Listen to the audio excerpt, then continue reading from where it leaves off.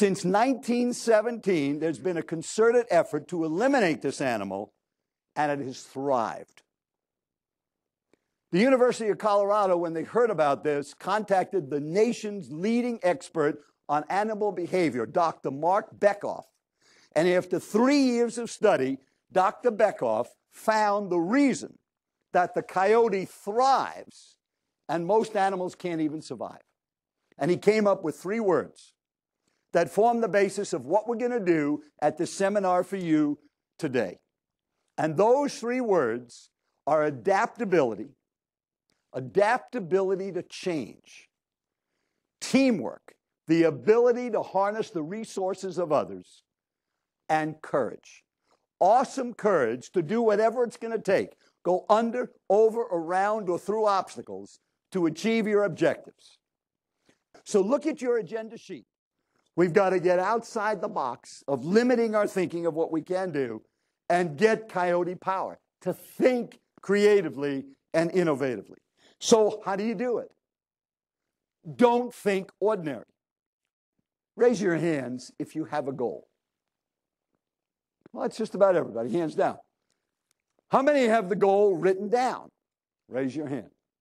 That's about half of you.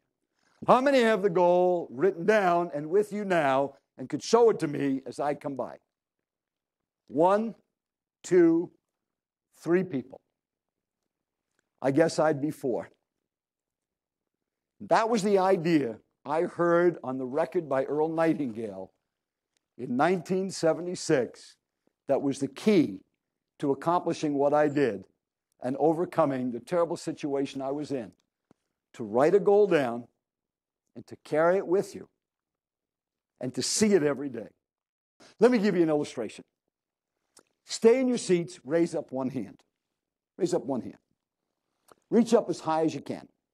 Stay in your seat, reach a little higher. Up, hands down. Did you feel what you just did?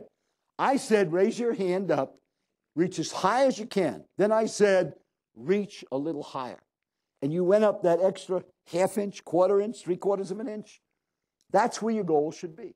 We talked about the coyote and the Native Americans. Native American chief up on the reservation, college educated, takes over the chieftain of the tribe, doesn't know the old ways of his ancestors, knows the modern ways. The tribe asks him, what's it going to be like this winter? Being somewhat on the conservative side, he says to the tribe, I think it's going to be a cold winter, better gather some firewood. But being a well-educated man, he decides he better check. So a couple of days later, he calls up the National Weather Bureau, gets a meteorologist and says, can you give me the long-range forecast for the Indian reservation? And the guy says, yes, I think it's going to be a pretty cold winter. So he goes back to the tribe and he says, listen, I think we really better collect some firewood because it could be a little colder than I thought. So the Indians get busy, start collecting firewood. A week later, he goes back on the cell phone because he's a modern-day chief, calls the meteorologist again. He says, you got any more updates on that weather forecast for the winter? He said, yeah, I think it's going to be a very cold winter. Oh, he goes back to the tribe. He says, hey, we better collect some firewood. This could be a really cold winter. Week later, he calls the same meteorologist. Any updates? He said, yes, I'm so glad you called back. This could be the coldest winter in recorded history. He goes back to his tribe and he says, we better collect firewood as never before. 2 days later, he calls back and he says to the meteorologist, any update? He said, yeah, this could be a tragedy. And the chief says, how do you know this information? He said, well, all I can tell you is the Indians are collecting firewood like crazy. So you got to know the source of your information. Now, I told you I was going to tell you the 400-year legend that the Navajos have passed down from generation to generation. And it's this. They say to their children in legends that the last 2 things left on earth will be a coyote and a crow.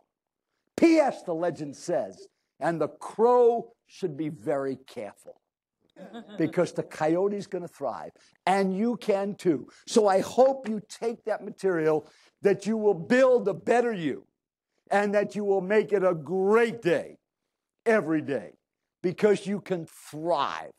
Now do it and make it a great day.